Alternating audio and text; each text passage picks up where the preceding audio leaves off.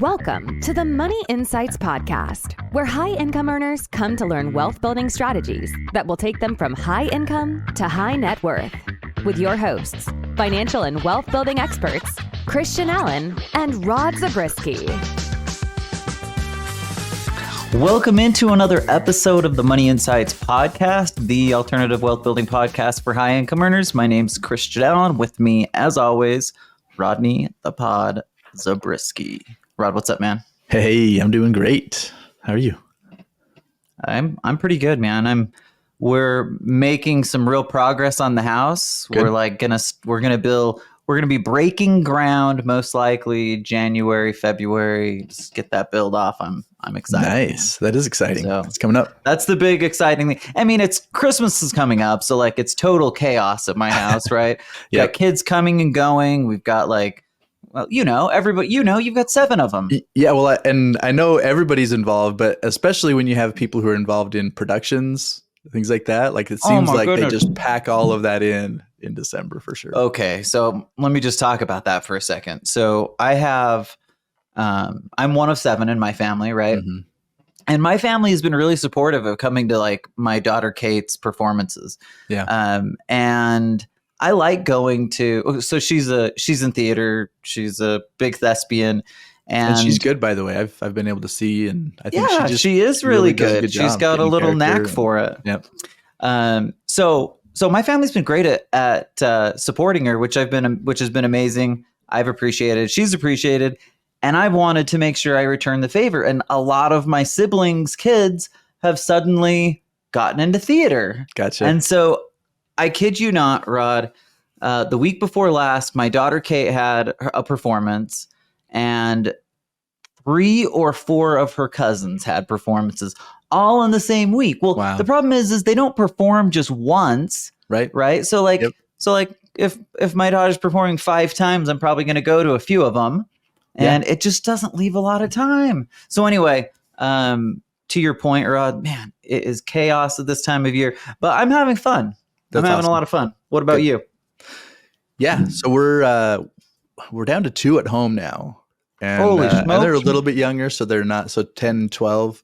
They're not as much into that. We've had a couple of those things, but it's been Okay. a little lighter, Slower than we're used paced to for- around this time of year. Man, I don't know. Is it nice? Is it like a nice change of pace, or do you miss the hustle and bustle that comes with having like all the kids around? Well, I'd be lying if I said we weren't hustling and bustling around. It's just that Okay. it's more on our terms. It's not someone else saying, Okay. "Hey, you have to be here at this time." You know what I mean? That makes sense. Okay. Well, I'm excited, man. 2 weeks from Christmas. I love Christmas. I think it's just a great holiday. Okay. Today, Rod, we're going to talk about the fusion formula. You're like, what is the heck's the fusion formula? Well, I came up with it on the fly, and really, Rod, what I wanted to do, I want to talk to our listeners and give them a little bit of a clear view of what Money Insights is about and what we do. And the reason this came about is because it's not uncommon. So here's the deal. People oftentimes come to us because they've seen us in a webinar, they've seen us specifically put out some content, and normally it's about kind of our core few strategies that we teach so regularly. And so when people come to us, the assumption is, oh, you guys do this, but one of the questions we commonly get is, oh, well, what else do you do? Do you do other things? And the reason I want to get it out there is because we kind of play in a unique space, right? And what I mean by that is that we're hovering between what I would call the traditional investing model and the alternative investing model, while we tend to lean toward and gravitate toward the growth of the alternative space. Yeah. There's elements of the traditional that are valuable, useful, and important that we can't just totally leave behind, right? Yep. So today what I want to do, Rod, and audience, we want to kind of pull the layer back, talk a little bit about what are our areas of expertise and what we do as a whole. And then, Rod, we're going to kind of talk about where we came from and how we got here. Try to get a little vulnerable, right? We're going to pull the shades back and be like, okay, I know Rod's like rich and famous today. He's got fans everywhere, but how did he get there? Like, where did it come from? So we're going to dive into some of that. All right. Does that sound good? Yeah, that sounds great. Okay. Before we do that, Rod, as always, we're going to focus on our core philosophy, invest with benefits. So remind people what the heck is this invest with benefits, and just hit on our six core benefits, and then we'll jump into how that applies inside of bringing together the best of both the alternative and traditional investment worlds. Yeah. So invest with benefits is the philosophy around what we feel like are the most important things to know and do in order to build wealth, create financial freedom, kind of put things on your own terms, build generational wealth, right? All of those things. And so we have these 6 core benefits. We often refer to them as the pillars. We're going to talk about them as core benefits today. No more pillars, Rod. Pillars are out. Core benefits are in. Okay, let's just, we're pulling back the layers today. We're pulling things back. Like, I'm just going to tell people. I was using pillars. I thought pillars sounded like a good idea, but like we realized like it doesn't really make sense if we're going to be talking about invest with benefits. Those really need to be our core benefits. So we got a smack in the face from our marketing team that reminded us that those two really needed to match. I totally agree. So Rod, nix it. There will be no more pillar talk. These are our core benefits. Done. Okay, sorry. That's it. Keep going. Yep. Okay, so the 6 core benefits are: number 1, leverage; number 2, velocity; number 3, cash flow; number 4, number 4, tax optimization; number 5, asset protection; number 6, estate maximization. Okay, there's a lot there. There's a lot there, Rod. And I don't think we're going to go through each one, right? Mm-hmm. We've done that plenty of times. So anybody listening, you know what those principles are, what they're all about. Like I said, what we want to do is talk about how they fit into this concept, or this, I don't know what the right word is, like philosophy, approach, initiative, all of those things to bring together the best of both the alternative and traditional investment spaces. Before we do that, Rod, we have 3 core areas of expertise. Mm-hmm. I think this is important. The first core area of expertise is in alternative investing in general. That's what we spend like 80% of our time doing, teaching people alternative investment strategies, ways to create additional wealth and ultimately achieve the financial freedom that they are looking for, right? Yep.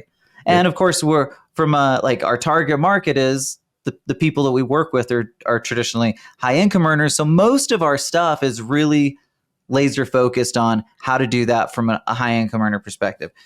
I always tell people this: the good news is that if you're not a high income earner, the principles still apply, right? And can get you there. Still apply, and will help you get to that. Will help you get to that place. So it's not an elitist thing. It's just that these are the people that we talk to every day. The concepts, the principles that we teach will 100% get you there more quickly, regardless of where your starting point is. Okay.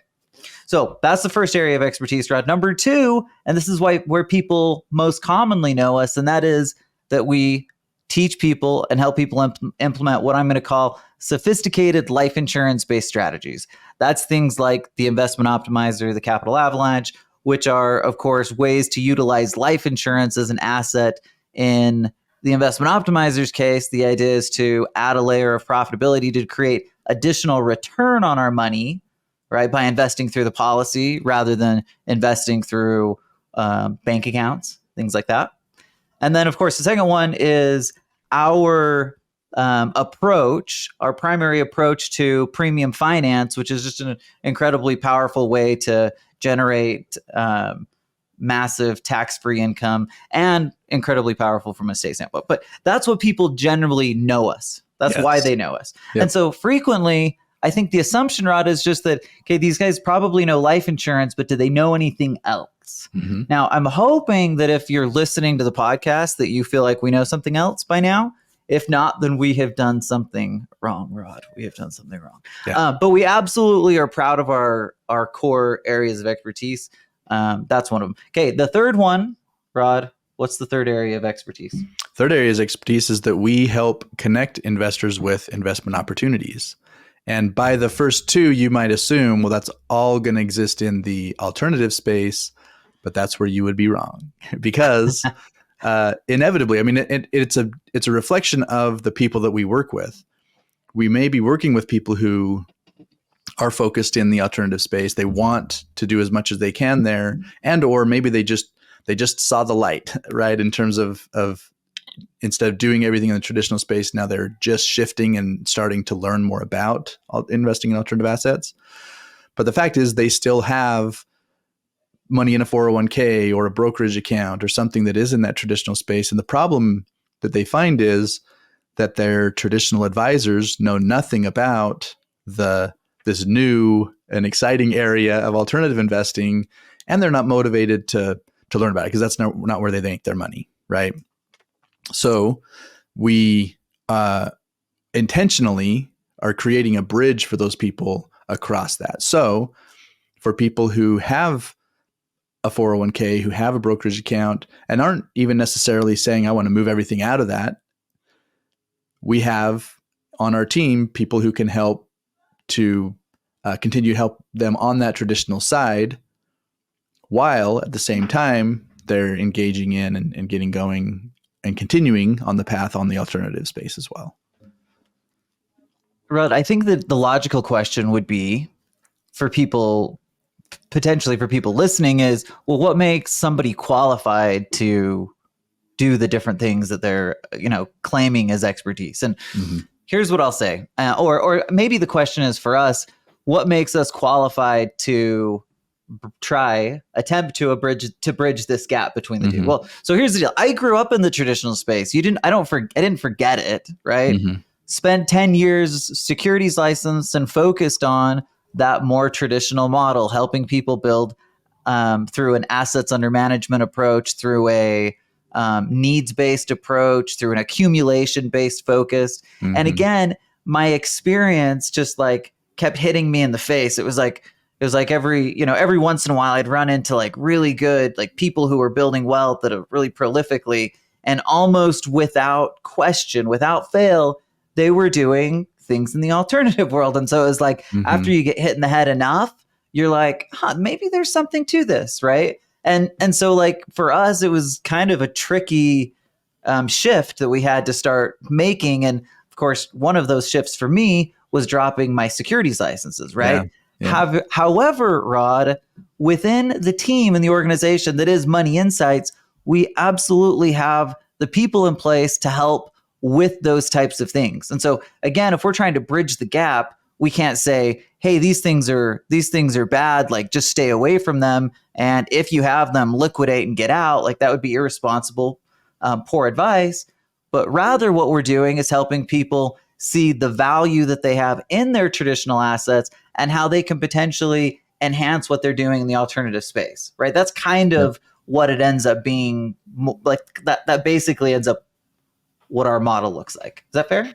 Yeah, it is fair. And I think the whole goal in this third piece of these kind of core, what'd you call it?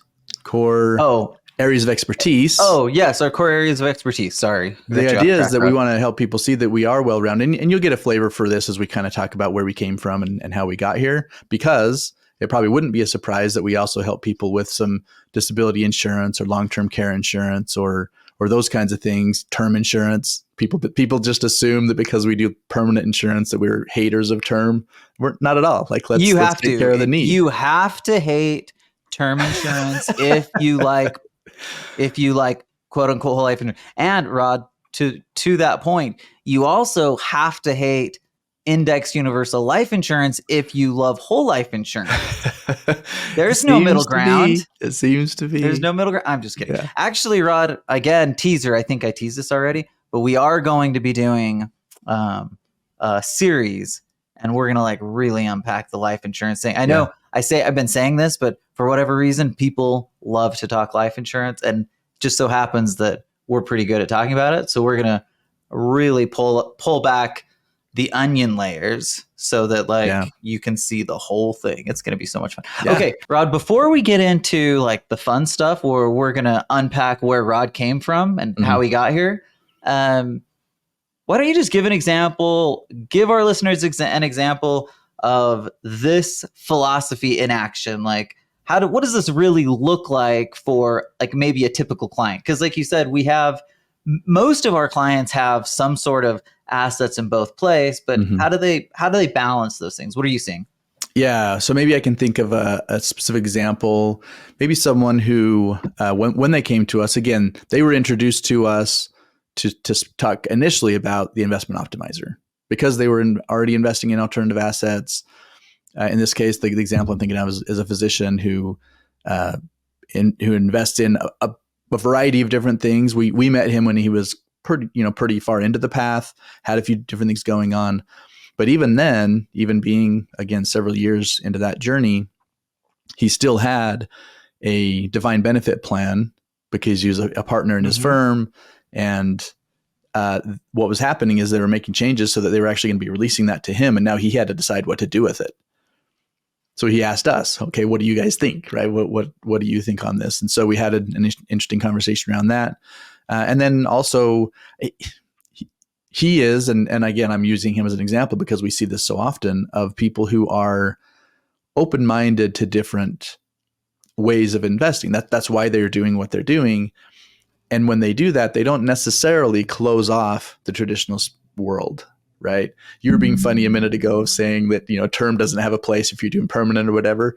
Well, sometimes there gets to be this idea that if I am going to move into the alternative space, then I have to close off everything in the traditional space. You can't. It doesn't matter, right? and it has to happen immediately. No, some people think that way. They're like, they come to us and they're like, I've seen the light. I've got this 401k. I need to get rid of it immediately. I don't care what penalties I'm going to take. Yeah. And we're like, whoa, slow down. We got to do this the right way. Anyway, sorry. Yep. I took your mojo. Keep going. No, that's it. So, okay. So the point is that, and you've been very consistent with this as well. Anytime it comes up, investing in stocks or things like that, you're like, I do that. And I'm like, yeah, I do that. Right. Because thank you for bringing that, Rod, because that's what I wanted to talk about next. Yeah. You brought up a great example of a client. And again, we have hundreds of clients who fit into this kind of area. But I fit into this. This is what I do. This is how I live it, right? Myself. So I have two places that I have like more quote unquote traditional things. The first place is in my deferred comp plan.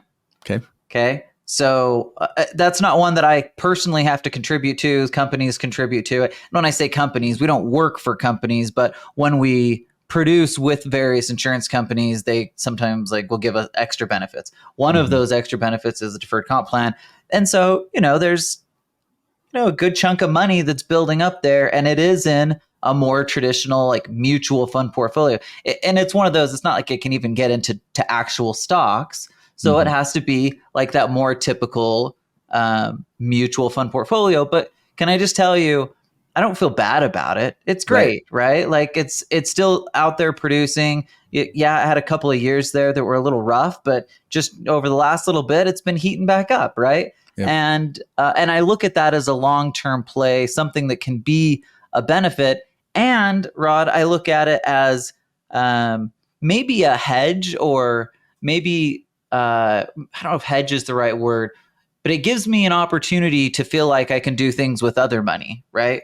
So it's creating this balancing effect. It's easily one of the nice things about the traditional world that we don't get nearly as much of in the alternative space is liquidity. Natural liquidity doesn't normally exist. If I'm investing in real estate, it doesn't matter what type, it's generally not highly liquid, right? Yep. We have to be a little more strategic to create liquidity. Well, one of the benefits you get in mutual funds is, well, you might pay a penalty from a tax standpoint or whatever, but I can usually get to money relatively quickly, easily, right? So anyway, my point is just to say that I'm using both types of assets for the benefits that they provide. And to your point, we don't have to feel bad about having stuff in both places. The key is to optimize what they're both doing so that they're working together to create the very best possible result.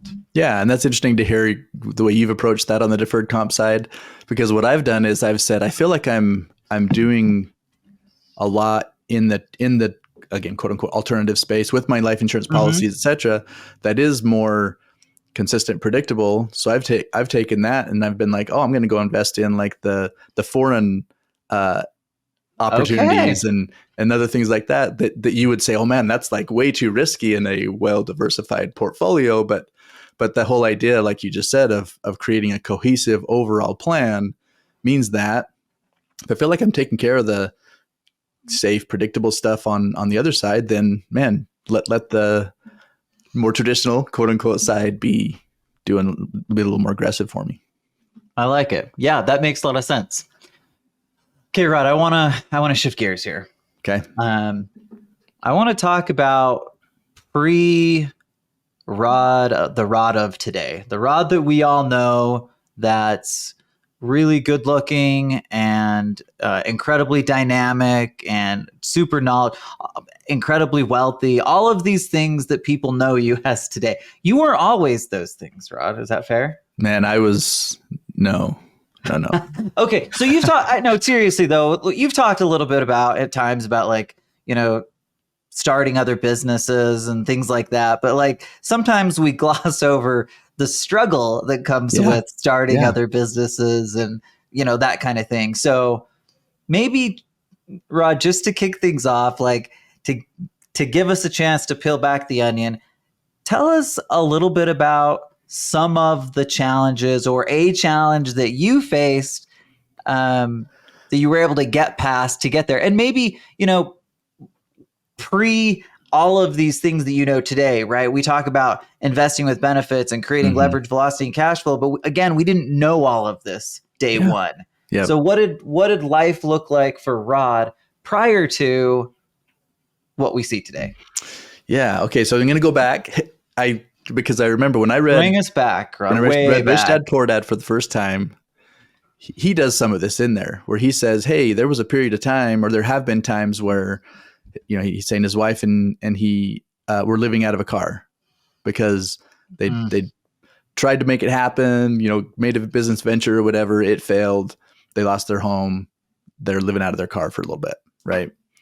And as I'm reading that, this is before like still everything is, you know, I'm viewing it through rose-colored glasses. And even when I read that, I was like, okay, I can do this. I can take this on. And of course, I didn't ever imagine that it would come to that. And gratefully it didn't, right? I haven't ever had to like lose my home or anything like that. I mean, because even as I'm reading this, I already had one child and another one on the way, right? So it was all coming quick. Yeah. And yet, I mean, I've taken my lumps, right? So I had this vision of, oh, well, I want to own my own business. I'm going to do my MBA. I'm going to, you know, whatever. So, and as I'm doing those things, I'm working for someone else, had pretty good job security. I felt like, you know, for where I was at the time. And then I made the jump and I bought the furniture business in 2007. Okay. Well, can I just tell you, first of all, it's a brave jump. Anyone that's moving from the typical work for somebody else to suddenly saying I'm responsible to bring home the bacon. It's a big jump. Yeah. And I felt like I had saved up, I'd prepared, and I was ready. So we bought the business and we were working, making things happen. But again, I mean, I bought it in, it was like April 2007. Your timing was when I bought impeccable. Impeccable timing. And so over the next year and a half, you know, kind of made some things happen. And I felt like we were making some good strides. And then of course the financial crisis hits it started in probably more earlier in the year, but really hit the fan in terms of like September, October. And the good news, bad news of it is that it was a wholesale furniture business. Our retail customers were basically making decisions and communicating to us that it's going to be a while before we're ready to order any new furniture from you. So from where we were, it was an easy decision in terms of it's not going to be worth it to try to wait this out and just try to get to the other side of it. And so I knew I was going to have to pivot and start doing something else. So a question, Rod. So you're in that situation. You're probably hemorrhaging. How did you get by financially? Because that's I think what makes that's what makes the story. Did you have a huge inheritance from your parents that you just like were pulling out of your endowment fund to fund your business? Like how did you pull it off? You're a new dad with one kid and another on the way, and maybe you didn't know at the time, but 5 more to come after that. How did you make it happen? Like, how'd you make it work? How'd you get by? By the time we got to that point, I actually did have the 5 kids, and so. Ooh, you're right. I was just thinking that. I was like, wait a minute. 2007, you definitely had a bunch of kids by then. Yep, ranging in age from 10 down to 2. Right. So we're wild. Like in the heart of it, right in the meat of it. And okay, so the first thing is that gratefully, what I had taken on in that business didn't have a lot of overhead. I didn't have a lot of I didn't have any employees. I was just a one man like out there trying to make it happen. So that was helpful in terms of just like I didn't have a whole bunch of outflow to exacerbate this problem of when the inflow stopped, right? So, but kind of to your point, we did have help from family. I'll say both from my parents, Jody's parents. You had to do whatever you could do. Yep. To just kind of like plow through and get by. Yeah. And my mom, she's the best because my next kind of little venture didn't go very far. I only had maybe 2 or 3 customers, and she was one of them. She was like, whatever I was going to do, she was going to pitch in and do whatever she could to help. I'm in. Yeah. You're selling, Rod. I'm buying. Yep. When I was 18. No, I would have been 16, 17. I was on the high school soccer team, right? Okay. And we had to go out and earn money for the team. And I knocked on one of my neighbor's door and I said, nothing, Rod. I knocked on the door. They open up the door. I say nothing. And he says, what you selling? I'm buying. Oh, really? And I was like, okay, brilliant. So anyway, that's your mom, right? Brilliant. Like, yep, it's that person that's just like willing to get your back, to support you no matter what. So thank you to all the moms out there who are just like, you're amazing mom, Rod. Yep. Yeah. Okay. So I want to talk about, oh, sorry. Did I cut you off? No, that was huge in helping us kind of bridge this because, moving from 0 to, I'm not even going to say 60, 0 to 10 or 15 miles per hour. It takes time. And so having that help was huge. Well, and we talk about like where we are today. We talk about a lot about like where the business is and how we're doing. And obviously we speak to high income earners, but it's nice to kind of go back to the roots sometimes and remind ourselves like it was hard at times, right? Like we had to fight, claw, do whatever we needed to do to get through. Man, I can think about, Rod, I went to North Carolina to try to mix with another like producer out there. And I literally was prepared to move my family out there sight unseen. I didn't know like really what I was getting into. It's probably a terrible idea in retrospect. And I ended up driving out to this place for 6 weeks, 7 weeks. At the same time, I was moving my family out of the house I lived in because I had just broken my leg. I had given my in-laws a loan. I had broken my leg.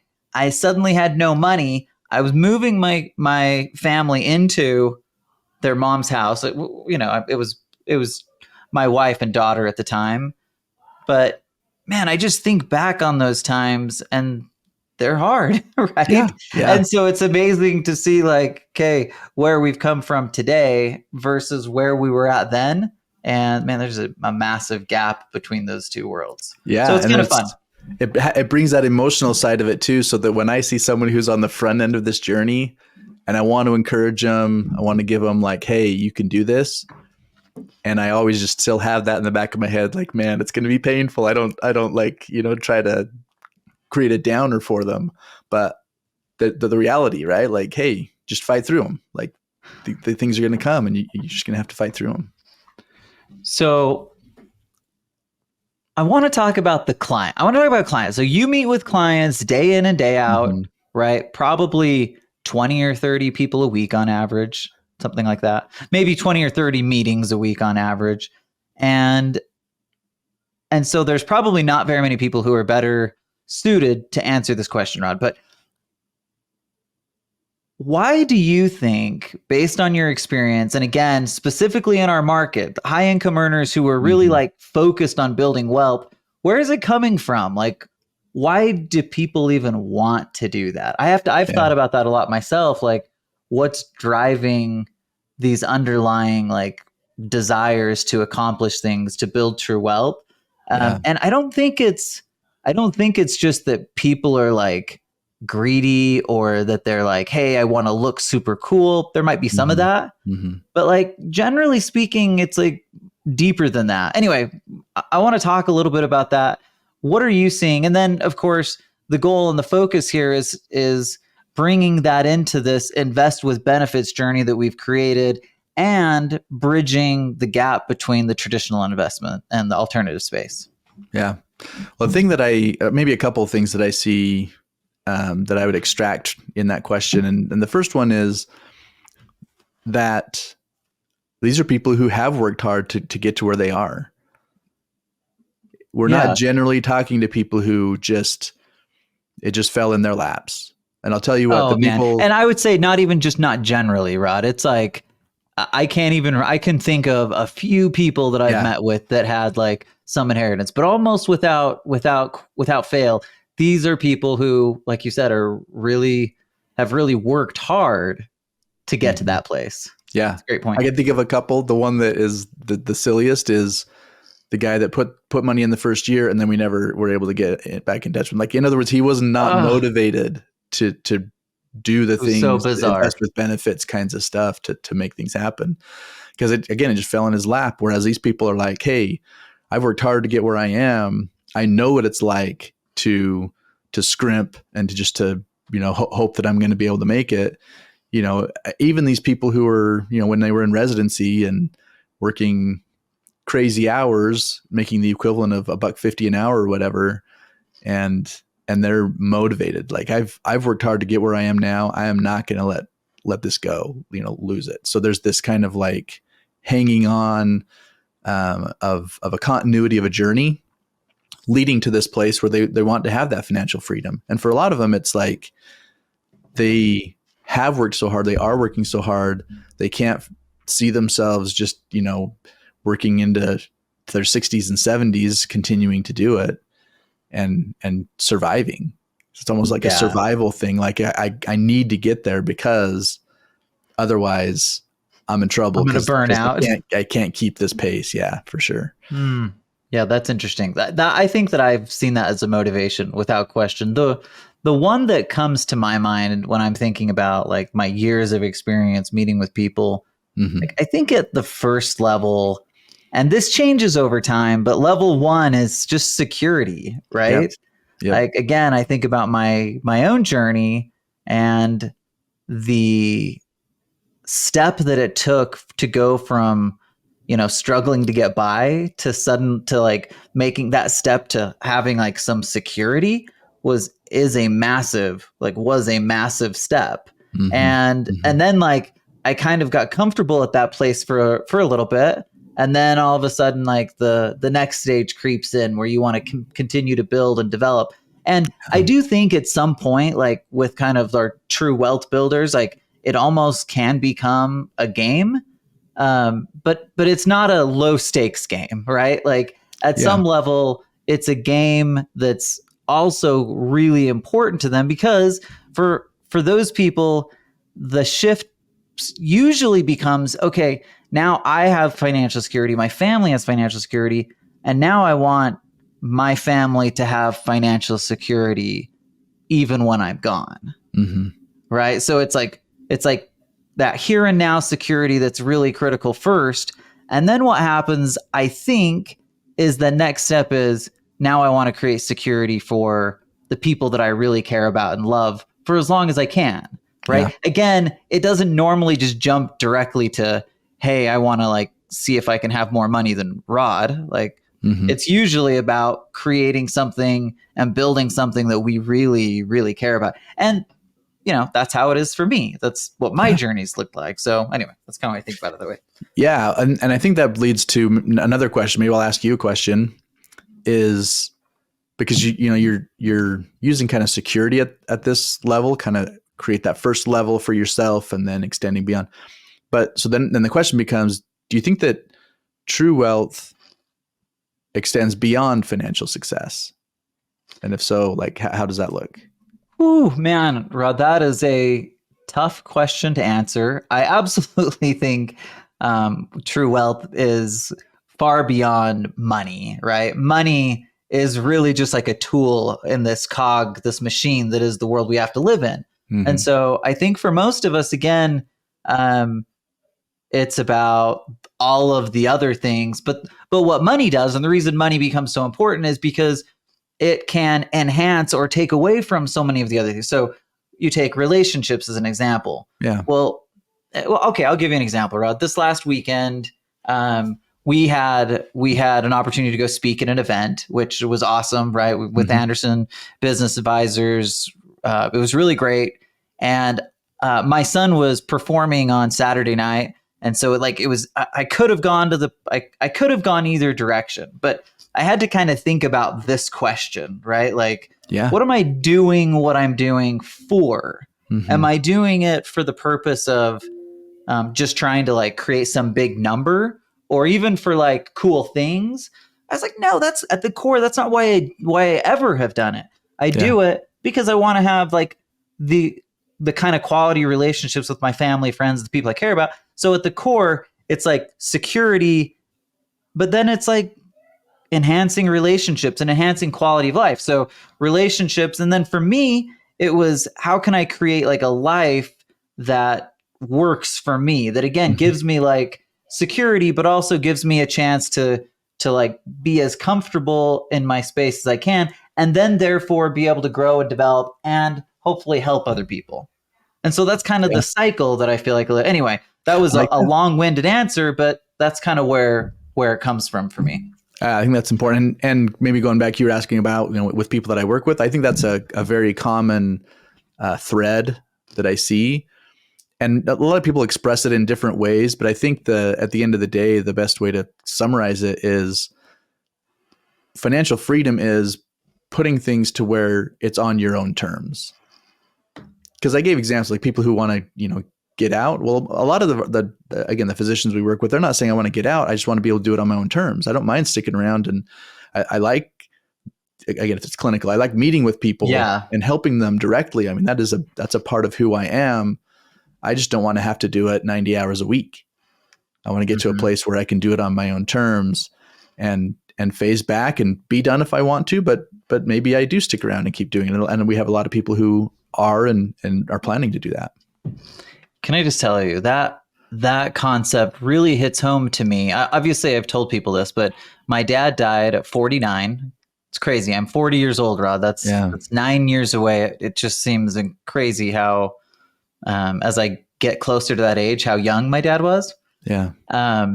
But this concept of like, doing it to create like the best life for you, I've had to really think about that, because someone like my dad worked really hard, and he was more in the traditional world. He was a CPA, worked for a hospital, and kind of worked his way up to where he was making really good money, but he was still kind of in that grind. And of course, at 49, he never got to experience the back end of that.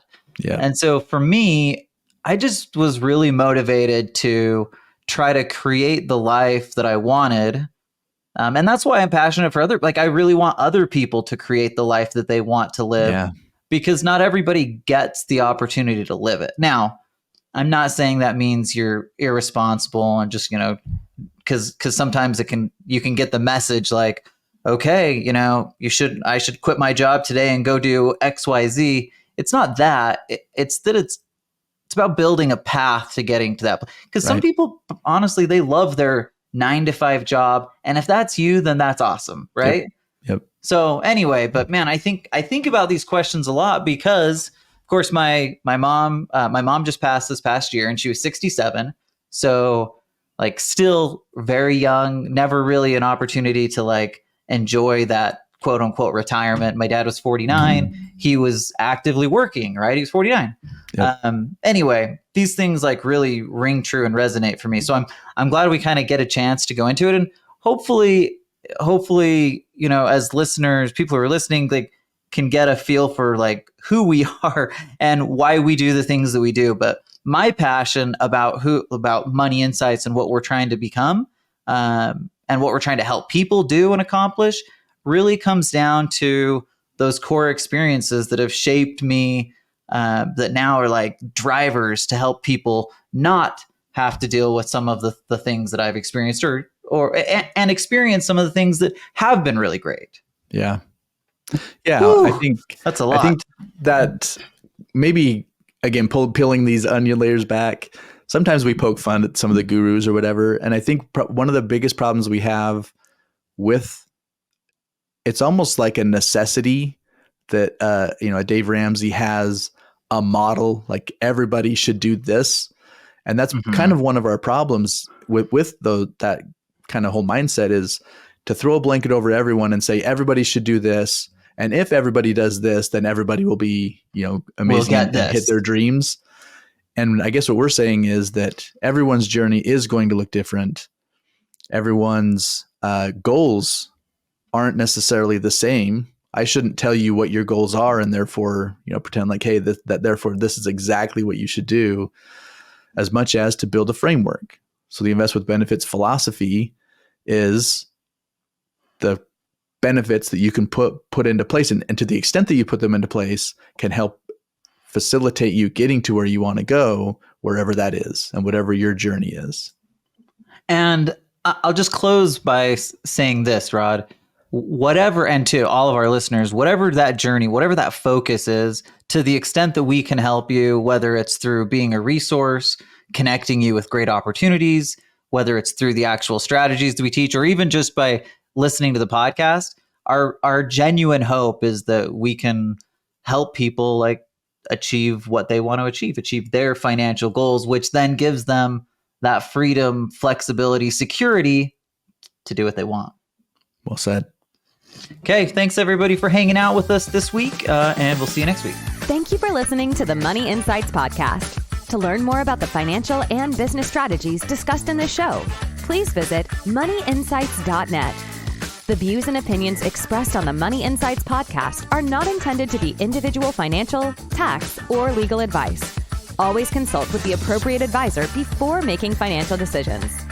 And if you're enjoying the show, please feel free to rate, subscribe, and leave a review wherever you listen to your podcasts. This will help others find the show and learn wealth building strategies for themselves. Thanks again for tuning in, and we'll catch you in the next episode.